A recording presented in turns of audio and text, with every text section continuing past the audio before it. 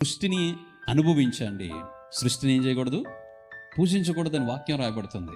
అప్పుడప్పుడు లైట్లు కూడా ముద్దులు పెడతారు. మన ఉదయాన్నే సూర్యుడి ముందు నిలబడండి. దానివల్ల ఏమొస్తుంది, దాన్ని ఇంకొక రకంగా మార్చేయకండి. నిలబడండి, దాని ముందు నిలబడండి, దాన్ని దీక్షగా చూడండి. కావాలంటే ఇబ్బంది లేదు. మీరు బైబిల్ గ్రంథంలో సృష్టిని శాసించిన వాళ్ళు ఉన్నారు కదా. ఏలియా 3.5 సంవత్సరాలు ఈ భూమి మీద వర్షము కురవకుండును గాక, మంచు కురవకుండును గాక అంటే దేవుడు ఏం చేశాడు, వర్షాన్ని మంచును ఆపేశాడు అంతే. అగ్ని ఆకాశం నుంచి దిగమనగానే దిగిపోయిందంతే. యెహోషువ సూర్యుడు చంద్రుడు ఎక్కడెక్కడ ఆగాలో ప్లేసులు నిర్ణయిస్తే అక్కడ ఆగిపోయింది. ఇది పవర్. దేవుడు నీకు ఇచ్చిన పవర్ అది, దేవుడు నీకు ఇచ్చిన శక్తి అది. నువ్వు వాటిని అనుభవించు.